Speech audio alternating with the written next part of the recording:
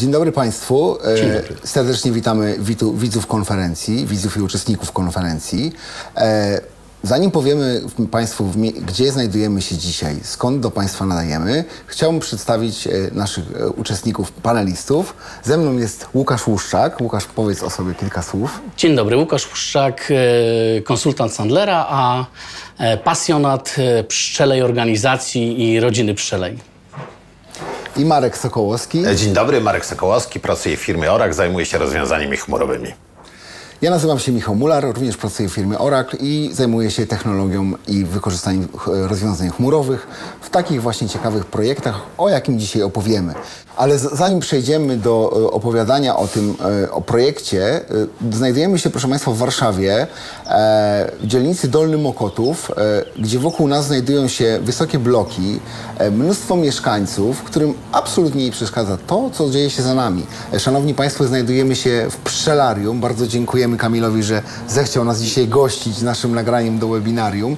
Kamil, opowiedz nam, gdzie jesteśmy, co ty tutaj robisz i w ogóle, no, jestem Skąd pomysł? Tak. Wiesz co, sam się czasem zastanawiam, ale generalnie pszczoły w moim życiu były od lat 90., kiedy jeszcze byłem małym chłopakiem, a potem oczywiście praca i tak dalej w różnych innych miejscach, ale od 6 lat tworzę, czy współtworzę z żoną pszczelarium, czyli taką firmę, która zajmuje się pszczelarstwem w mieście. No przyszedł taki moment, że się po prostu trzeba było zastanowić, co by się chciało robić, czy na pewno to, co do tej pory. No i tak się rzuciłem na głęboką wodę, zakładając pasieki w miastach, już nie tylko hobbystycznie zajmując się pszczołami, ale to po prostu się stał się sposobem na życie, tak, i zarabianiem, więc dzisiaj w zasadzie tylko mnie utrzymują pszczoły, można powiedzieć. Ja mam takie pytanie, Kamil, do ciebie, czy żona nie jest zazdrosna, że masz tyle dziewczyn? Wiesz co, no właśnie jest taki problem trochę, bo jak piszę do niej SMS-a, że jadę do Uli, to zawsze to U jest z wielkiej litery. Okej. Powiedz nam, co tutaj u ciebie robisz? Miód, propolis, pyłek kwiatowy. Tak. Opowiedz nam o tych produktach. Co to możemy u ciebie kupić? No właściwie wszystko, co robią pszczoły, a tak naprawdę tych produktów to jest 8-9 można by było wymienić, bo i wosk do tego dochodzi, więc wchodzimy w tym roku w temat świeczek.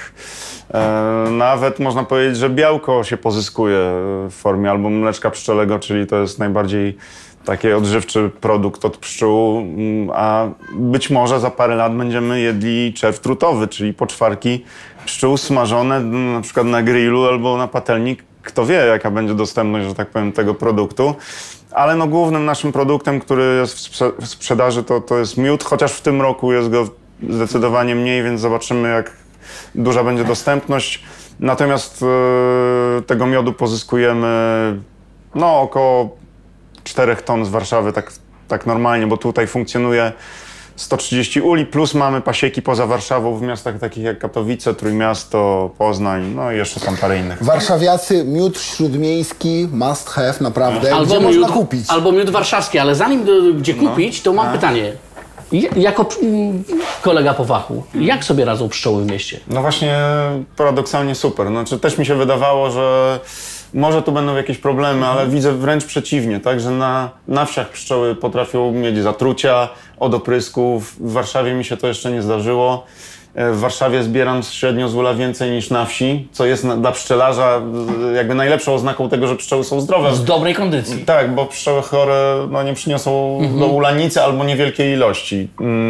Poza tym no, takie zanieczyszczenia, które się kojarzą z miastem, one są owszem, ale w lato ich nie ma, a są w zimę, kiedy jest smog, sezon grzewczy, kominki się włączają, centralne ogrzewanie i tak dalej. A w lato ten poziom smogu owszem jakiś minimalny jest, ale to jest tak niskie stężenie, że pszczoły nie akumulują wręcz tego, nektar tego nie akumuluje, bo to wszystko za szybko trwa. Życie pszczoły to jest 5-6 tygodni w sezonie. Życie kwitnącego kwiatu to jest powiedzmy tydzień, 2 tygodnie do zapylenia i koniec. Także ten miód w badaniach wychodzi niezwykle czysty. Gdyby dało się formalnie, bo się niestety nie da certyfikować ekologicznie, to pewnie spokojnie byłby certyfikowany ekologicznie. Co więcej, to jeszcze tylko dodam, nawet badaliśmy pszczoły i porównawcze badania pszczoły wiejskie, pszczoły miejskie wyszły też na korzyść pszczół miejskich, co ciekawe. Szanowni Państwo, zobaczcie, i to jest to, o czym będziemy rozmawiali, o tym, jak nowe technologie, jak zbieranie tych danych, te porównania, które Kamil robi dzisiaj sam, za chwilę mogą być dostępne wszystkim zainteresowanym. Ale zanim do tego przejdziemy, szanowni państwo, miód warszawski, lato zamknięte w słoik, gdzie można kupić? No właśnie, strona internetowa pszczelarium.pl, no i wybrane dobre sklepy spożywcze. Bardzo Kamilowi dziękujemy za gościnę i cieszymy się, że możemy tutaj nagrać nasze webinarium. Wszystkiego dobrego, Kamil. Dziękujemy. Dziękuję. Dzięki. A co się dzieje za nami, Łukasz? A za nami mamy ulę z pszczołami. Właśnie nawet tutaj mamy na szybie pracujące ciężko pszczoły, które wyleciały zbierać nektar i zapylać rośliny, więc niesamowite zapach niesamowity. Państwo to uchwycą, ale słychać charakterystyczne Bardzo słychać bzyczenie. pracę tych pszczół, słychać ich dźwięk, czuć zapach ula, środowiska pszczelego. Jesteśmy też w otoczeniu produktów pszczelich, więc miejsce jest naprawdę wyjątkowe i magiczne.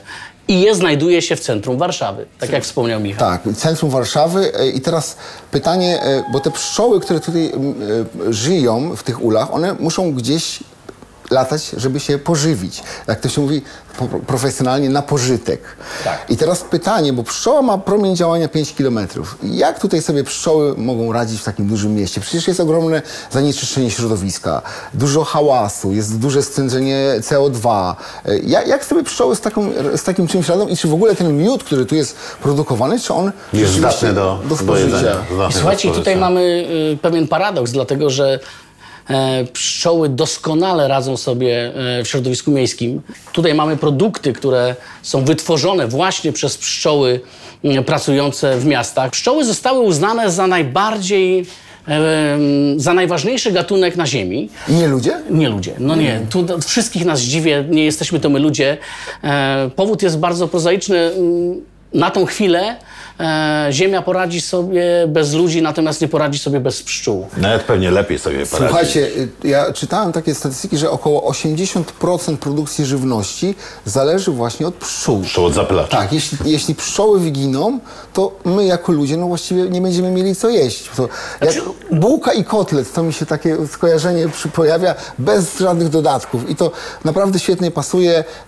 Sucha bułka i suchy kotlet. To jest to, co będziemy jedli, jeśli zabraknie pszczół. Pożywienie będziemy mieli, bo pszczoły zapylają wszystko, co jest z nasion, ale rzeczywiście to nie będzie warzyw, nie będzie owoców, nie będzie sosów, nie będzie przypraw. Kawy nie będzie.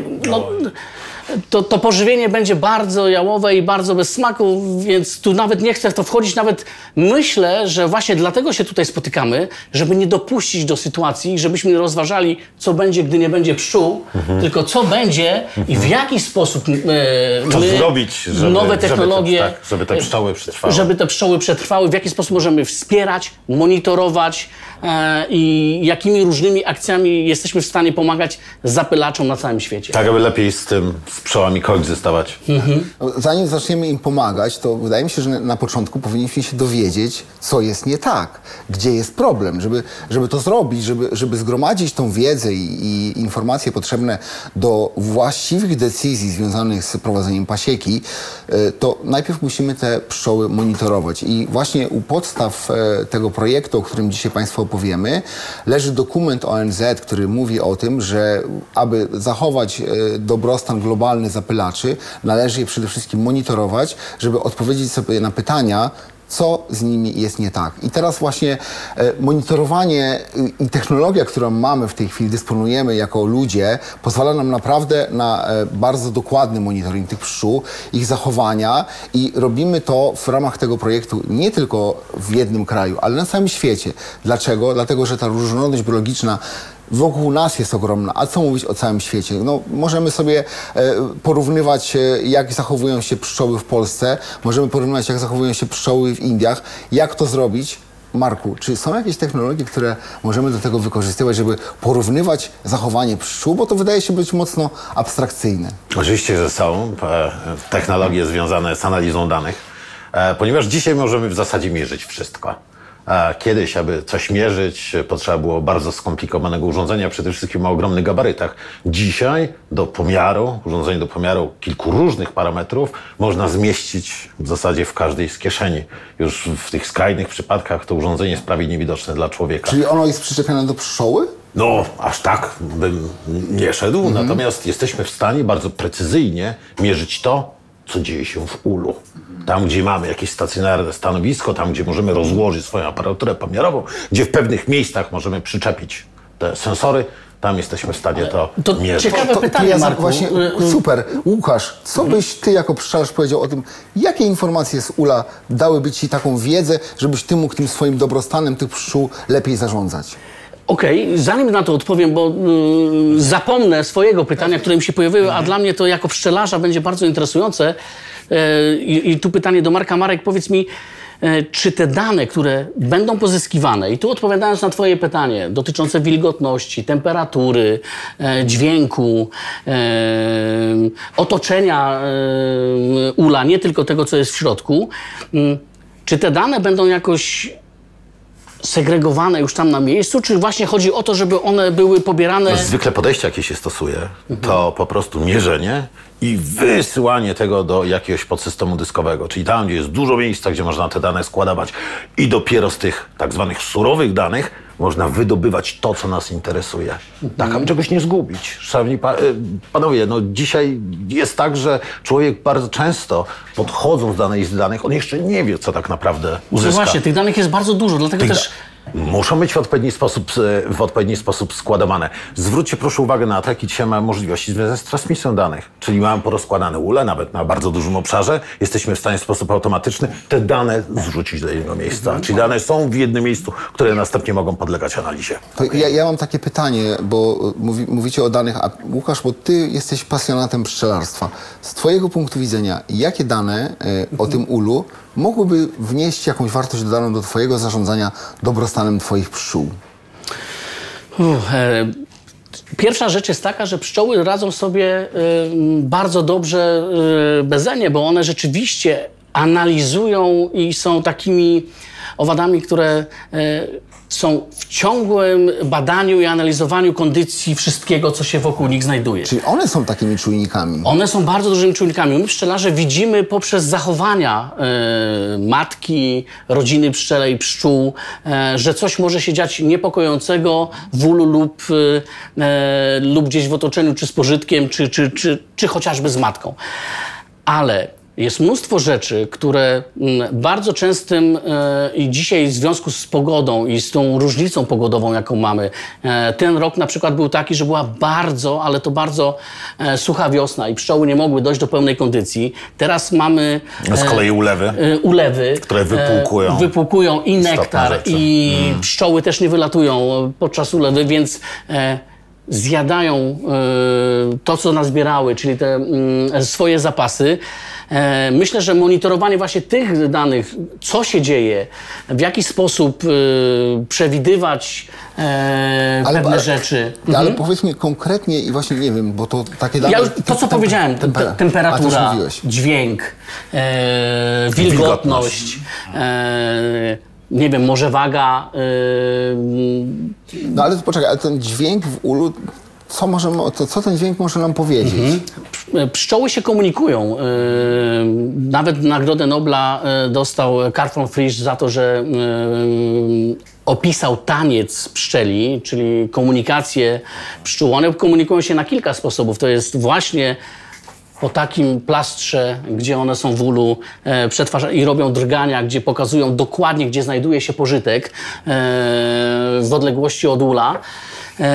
To jest jedna rzecz. Druga rzecz, poprzez dźwięk możemy, wydaje mi się, zobaczyć, czy nie ma nastroju rojowego, czy coś się nie dzieje. Różne dźwięki będą w różnych sytuacjach. Jak pszczoły będą widziały, że zaczną wchodzić w nastrój rojowy, budować nowe mateczniki, no to wtedy być może wcześniej będziemy wiedzieli, że możemy zainterweniować, bo dostaniemy właśnie taką daną, przeanalizowaną, zrobioną już z kilku lat, i pokazującą różnym pszczelarzom w różnych miejscach świata, czy nawet wróćmy do naszego kraju, że jak wydarzają się takie dźwięki na takiej częstotliwości, to z prawdopodobieństwem X jest, że pszczoły będą wchodziły w nastrój rojowy. Bardzo to pomoże. My to mamy organoleptyczne metody. No, po prostu sprawdzamy, przeglądamy ramki, zaglądamy do ula, zaglądamy do pszczół. Okej, to jest w porządku, jeśli operujesz na jednym ulu, 2, 3, może 10. A co zrobić, jeśli takich danych jest więcej? Właśnie o to chodzi. Czy tu człowiek zaradzi? Czy tu człowiek jest w stanie wydobyć z tego, Ale poczekajcie, fachowo rzecz mówiąc, jeziora danych, czyli z tej ogromnego zalewu danych, czy jest w stanie wydobyć to, co jest faktycznie interesujące, to, co jest może niepokojące? Machine learning. Ale to, Machine learning jest w tym wypadku rozwiązaniem, czyli automatyczne wydobywanie pewnych informacji, automatyczne korelowanie danych, czyli coś, co pozwoli nie robić tego ręcznie. Czyli wrzucamy te wszystkie dane z tego ula w postaci zapisów z tych czujników, które się tam znajdują, czyli z termometru, z wilgotnościomierza. Z pomiaru wilgotności, z pomiaru nagrywania dźwięku i wagi, tak? I wrzucamy to do tego, jak ty mówisz, data lake, czyli jeziora danych. Tak, i te surowe dane wędrują w to jedno miejsce. Można to sobie wyobrazić jako takie jedno wielkie wiadro, w którym te dane są. I później już precyzyjnie, czy to w sposób taki czysto ludzki, czyli stosując pewne metody analityczne, czy w sposób automatyczny, zaganiając do tego machine learning, jesteśmy w stanie te dane poukładać, tak, żeby były dla nas czytelne, żeby obrazowały nam, co w rzeczywistości się dzieje. Ale jak to jest, jak to się dzieje, no bo ten machine learning i ta sztuczna inteligencja to są takie technologie, które funkcjonują w obiegu już od wielu, wielu lat, natomiast zawsze jest tak, że gdzieś za tym tkwi człowiek, tak? Stoi za tym człowiek. Stoi za tym człowiek, który służy do tego, żeby pewien kierunek wskazać, żeby tą sieć nauczyć, ale to, co przez całe lata brakowało, bo to jest absolutna prawda, że tak długo na rynku już funkcjonują te technologie. Ja pamiętam w trakcie swoich studiów, a najmłodszy nie jestem, już sieci neuronowe, czyli pewien podzbiór technologii, które łączą się ze sztuczną inteligencją, machine learningiem, już miałem. Natomiast to, czego brakowało? Brakowało danych. A dzisiaj to, co nam przynosi technologia, to jesteśmy w stanie bardzo precyzyjnie mierzyć, ważyć i transmitować na ogromne odległości. Rozumiem. Jesteśmy w stanie szybko te dane pozyskać. Pozyskujemy dane, Łukasz uczy algorytmu, jak rozpoznawać anomalie i rozumiem, że kolejna sytuacja, gdzie na przykład ul zostanie zaatakowany przez szerszenia, albo mamy sytuację taką, że za chwilę nastąpi przerojenie, co z punktu widzenia pszczelarza, którego angielska nazwa jest beekeeper, czyli osoba odpowiedzialna za to, żeby te pszczoły przy nim pozostały i on wie, że za chwilę ta część rodziny będzie chciała odlecieć i jest w stanie przygotować dla nich nowy ul, tak? To w ten sposób działa. Bo też proszę zwrócić uwagę, że automatyczne przetwarzanie danych, automatyczne analizowanie danych przynosi nam możliwość alertowania, że to się dzieje. Przecież trudno jest sobie wyobrazić, żeby Łukasz 24 godziny na dobę siedział i oglądał, co się w tym ulu dzieje. Okej. Ale Łukasz myślę, że jest takim pasjonatem, Że on tak to faktycznie ogląda. Tak? Natomiast jeśli zdarzy mu się przerwa na śniadanie, zdarzy mu się przerwa na posiłek, czy przerwa na sen, to w tym czasie tą rolę będzie pełnił. Marku, to jest bardzo ciekawe, bo nawet weźmy przykład naszego gospodarza, który ma w Warszawie około 130 uli w różnych miejscach. Tak. I teraz przeglądając te ule musi w tygodniu przynajmniej raz zajrzeć do tych wszystkich uli. Tak. Ile potrzeba jest zasobów, ile czasu, Tak. ilu ludzi, żeby rzeczywiście sprawdzić. Oczywiście pszczelarzowi nie zabierzemy tego raczej, żeby on pojechał, sprawdził. Z pasji zawsze będzie to robił, ale ule doglądać się będą dostając informację, jedź w to miejsce teraz i zmień priorytety. Czyli zacznij dzisiaj od tego miejsca. Możemy też weryfikować swoje plany, które robiliśmy, żeby jak najbardziej efektywnie wykorzystywać i rozwijać ule i rodziny pszczele. Tak. Super, bardzo mi się to podoba. Żeby precyzyjniej doglądać Dobrze, tego, co się ale słuchajcie, to jest ten lokalny właściciel pasieki. Tutaj jesteśmy dzisiaj w pszczelarium, więc powiedzmy, że to będzie właściciel pszczelarium. On sobie te nasze tutaj rodzime pszczoły dogląda, ale jaki to ma sens w wymiarze globalnym według was? Dlaczego warto porównywać te dane w wymiarze globalnym? Czy w tych plikach, które są wrzucane do tego data lake'a, możemy rzeczywiście poszukiwać odpowiedzi na korelacji pomiędzy różnymi obszarami, oczywiście. Czyli gdzieś tam czy na może przykład jakiś tam czynnik ma wpływ globalny? Zauważono to w jednej części świata, można przyjrzeć się, czy w innych częściach świata. Jest druga rzecz. Faktycznie to nie zachodzi. Jest druga rzecz. Może być globalny czynnik, ale z drugiej strony zobaczcie drugą perspektywę, że żyjemy w globalnej wiosce. Czyli tak naprawdę możemy przewozić różne choroby rośliny, owady i patogeny wszystko jest dzisiaj globalne. Detekcji, że więc gdzieś się to być może odbyło, dla jesteśmy nas w stanie też przygotować się na dzisiaj dla nas jest ewentualne coś nowego, sytuacje, a które na przykład w Indiach zwykle by nas zostało to już zaskoczyły. sprawdzone. I wiadomo, o co chodzi. I w tej bazie to już jest. Tak. Więc my możemy bardzo łatwo do tego sięgnąć i korzystać z tych dobrych praktyk Tak. właśnie na tym środowisku. Choć to może dziwnie zabrzmi, ale zwróćcie, słuchajcie uwagę, ta tak zwana chmura obliczeniowa, czyli że to jest coś, gdzie się tam coś dzieje, gdzieś się to składuje, gdzieś coś się przetwarza. Zobaczcie, jakie to nam daje możliwości. Dzisiaj stąd te dane natychmiast mogą być analizowane przez grupę badaczy, przez grupę ludzi, którzy znajdują się po drugiej stronie świata. Nic nie stoi na przeszkodzie, bo mamy transmisję, bo mamy możliwość przechowania tych danych, bo mamy pewne metody analityczne i narzędzia, które pozwalają nam to robić dużo sprawniej. Ja jestem ciekawy, bo Łukasz na pewno odpowie, jakie główne zagrożenia są dla pszczół, co tak naprawdę powinniśmy monitorować od strony zagrożeń. Jakie są takie główne czynniki, o których się mówi, które powodują, że pszczoły giną?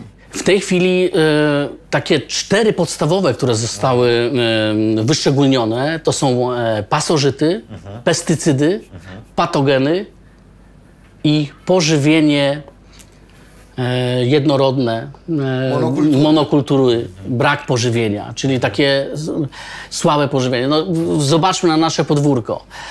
Wszędzie mamy tuje, wszędzie nie mamy łąk, nie mamy miec pomiędzy polami. Każdy kawałek jest wykorzystywany.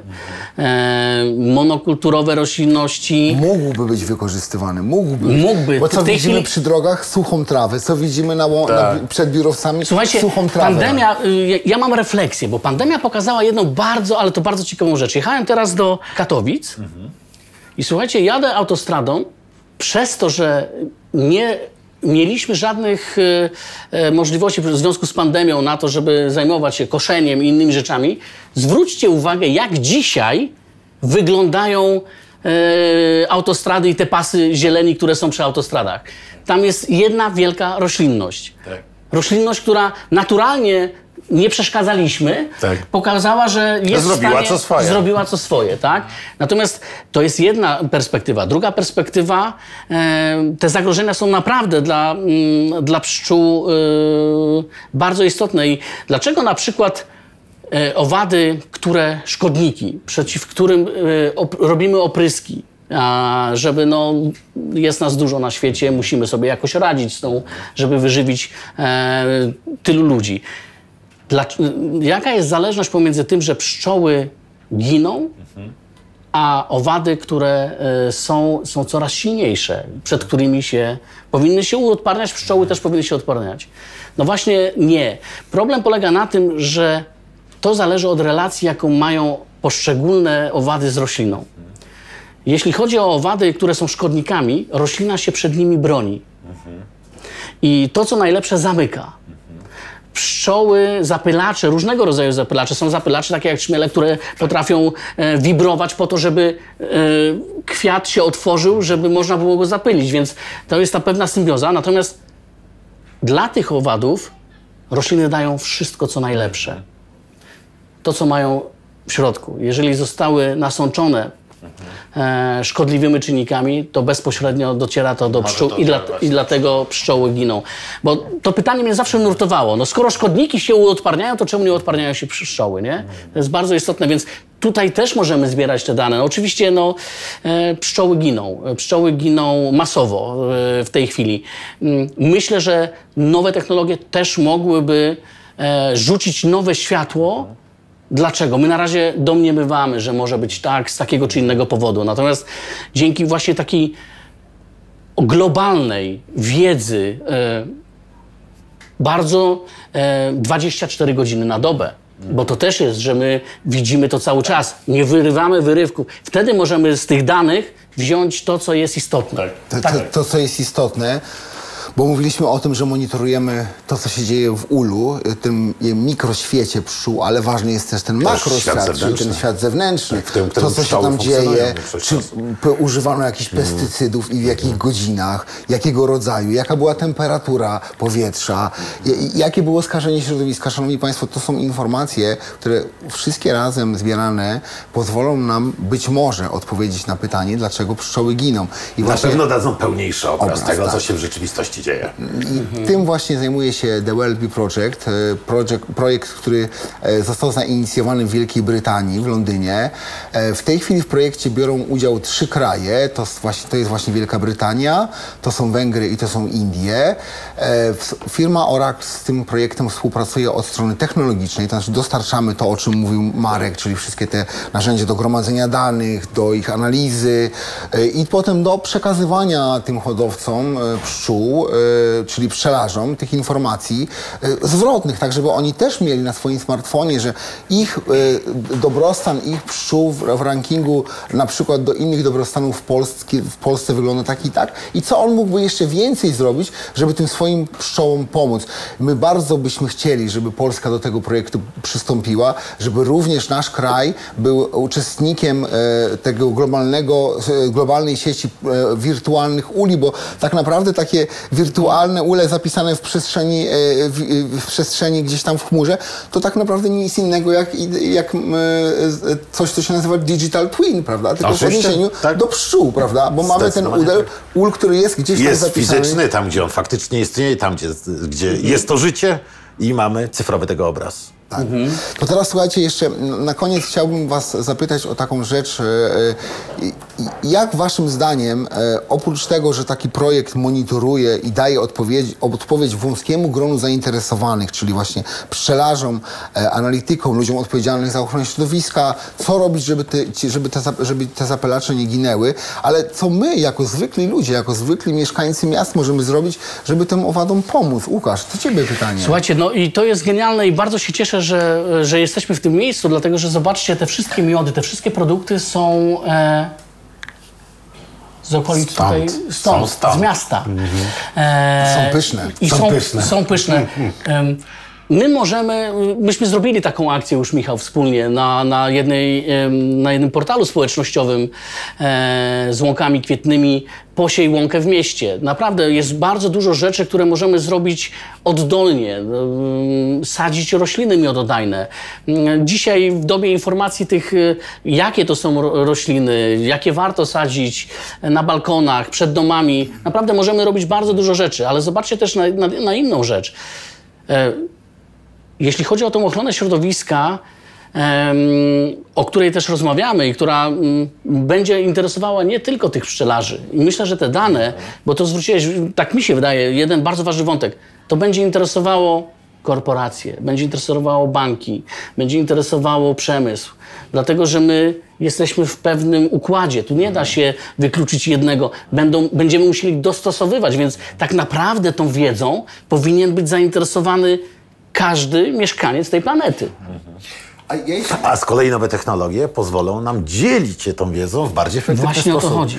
Żeby podać tą wiedzę w bardziej zjadliwy sposób również dla tych, którzy mniej interesują się pszczelarstwem, mniej interesują się dzikimi zapylaczami, mniej są w danym fragmencie rzeczywistości. I to jest bardzo ciekawy temat do zgłębiania. Uczestnicy naszego webinarium być może sięgną do jakichś ciekawych materiałów o pszczołach. Ja się tyle naczytałem, jestem zachwycony. Naprawdę to jest tak niesamowite są te owady. Łukasz mi opowiadał o tym, jakie tam zależności są, że pszczoły są jak korporacja, inne zapylacze są jak mafia. Natomiast właśnie tu chciałem powiedzieć, nie wiem, czy Państwo sobie zdają sprawę, ale tych zapylaczy to nie są tylko te pszczoły miejskie, to nie są tylko te nasze pszczółki, które latają za oknem, ale to są również dzikie zapylacze. W Polsce jest bardzo dużo dzikich barci, które też fajnie by było monitorować i też szukać odpowiedzi nie tylko wśród takich pszczół, ale wśród dzikich zapylaczy, które jest ogromna ilość. Łukasz, prawda? Oczywiście i słuchajcie, ja patrzę na pszczoły przez pryzmat rzeczywiście pszczoły miodnej. Pszczoły miodnej dlatego, że sam mam swoje ule, doglądam te pszczoły i tak dalej, ale mówi się trochę żartobliwie, bo tych zapylaczy jest tak duża różnorodność, których jest coraz mniej. Że to jest tak, jakby rozmawiać tylko o pszczole miodnej, to jest tak, jakby rozmawiać z ornitologiem o kurach. Tych zapylaczy jest naprawdę bardzo dużo. I ta właśnie różnorodność powoduje, że zanikają. Ginie jeden gatunek zapylacza, to ginie jeden gatunek roślin, które na przykład ten zapylacz tylko potrafił zapylać. Są pszczoły, które zapylają o różnych porach. Więc jedne pszczoły miodne na przykład nie zapylą, ale inny zapylacz przy na przykład barciach, przy lasach będzie sobie radził doskonale. Więc ten projekt też będzie dotyczył zbierania danych i tutaj bym chciał też wrócić nie tylko przy pszczołach miodnych, ale również w barciach, Michale, tak? Tak, oczywiście i tutaj liczymy bardzo na to, że uda nam się właśnie podpisać taką umowę, żeby Polska wstąpiła do tego projektu i żebyśmy mogli monitorować te pszczoły, dostarczać te dane, bo no, tutaj zapylacze dzikie to też jest z punktu widzenia leśników bardzo istotna informacja, co się dzieje u nich w lesie i oni też chcieliby wiedzieć o tym i coś mieć narzędzie, które pozwoli im tym sprawniej zarządzać. I tutaj jeszcze jedno słowo padło bardzo ważne na koniec, o którym chciałbym też podsumowując naszą rozmowę wspomnieć. Bioróżnorodność to jest najważniejsze, myślę, słowo w dzisiejszych czasach, czyli to, o czym Łukasz mówił, że mamy monokultury rzepaku, które przez pewien okres czasu w roku rzeczywiście funkcjonują, ale potem te pszczoły po prostu nie mają zwyczajnie co jeść. Z ciekawostek, to nie wiem, czy wiecie, ale wśród pszczelarzy funkcjonuje coś takiego jak przepszczelenie. No i teraz jak przepszczelenie? Przecież nie ma pszczół. Pszczoły giną masowo, a my mówimy o przepszczeleniu. Problem polega na tym, że jest za mało miejsc, w które te pszczoły mogą się wyżywić. To znaczy, jeżeli mamy nawet jakiś tam areał, który jest związany z rzepakiem, no to pszczelarze wywożą swoje pasieki na te miejsca. Natomiast zależy nam na tym, żeby tych miejsc było coraz więcej. I jak pokazuje przykład pszczelarium, jak pokazuje przykład pszczół w mieście, pszczoły bardzo dobrze sobie tutaj radzą. I na zupełnie nieoczekiwanym obszarze. Nieoczekiwanym obszarze. Proszę, pojawia się z czystym produktem. miejsce dla pszczół. Z bardzo czystym, bardzo I nie pysznym. giną od samochodów, nie giną od spalin. Dziwne. Bardziej narażone są w środowiskach rolniczych niż tutaj. Więc to też coś pokazuje. Nawet ta korelacja, te zależności, przekazywanie tych danych, myślę, że będzie bardzo istotne dla rozwoju pszczół, dla rozwoju nas. I dlatego, żebyśmy dalej jako ludzie zamieszkiwali tą planetę, bo bez pszczół nas nie będzie. To już jest stara prawda powiedziana. Słuchajcie, Nie mówmy, bo sprawdziłem. Nie powiedział tego Einstein, natomiast gdyby żył, to by to powiedział. Wiem, do czego się odnosi. Słuchajcie, bardzo wszystkim dziękujemy za udział w naszym webinarium. Bardzo cieszymy się, że mogliśmy opowiedzieć o projekcie The World Bee Project. Zapraszamy na strony internetowe firmy Oracle. Zapraszamy na stronę internetową projektu theworldbeeproject.org i naprawdę można tam się dowiedzieć dużo więcej ciekawych informacji. Dziękuję, Łukasz. Dziękuję serdecznie. Ja również zapraszam do siebie na profil na LinkedInie. Ja piszę tam o pszczołach i wykorzystuję pszczoły jako metafory do zarządzania, do przywództwa, więc tam dużo ciekawych rzeczy. No i oczywiście zapraszamy do obejrzenia strony Pszczelarium, naszego dzisiejszego gospodarza. Też bardzo dużo ciekawych rzeczy, bardzo dużo szkoleń. Można przyjść, zobaczyć, jak wygląda ul w centrum miasta. Myślę, że to jest naprawdę niezła. Wy tego nie czujecie, ale tutaj jest piękny zapach. Tu te pszczoły cały czas bzyczą, cały czas pracują. Jest to niesamowite, więc życzę wam, żebyście mogli doświadczyć tak komfortowych warunków, jak my dzisiaj mamy przy tym webinarze. Dziękujemy bardzo. Dziękujemy. Dziękujemy bardzo.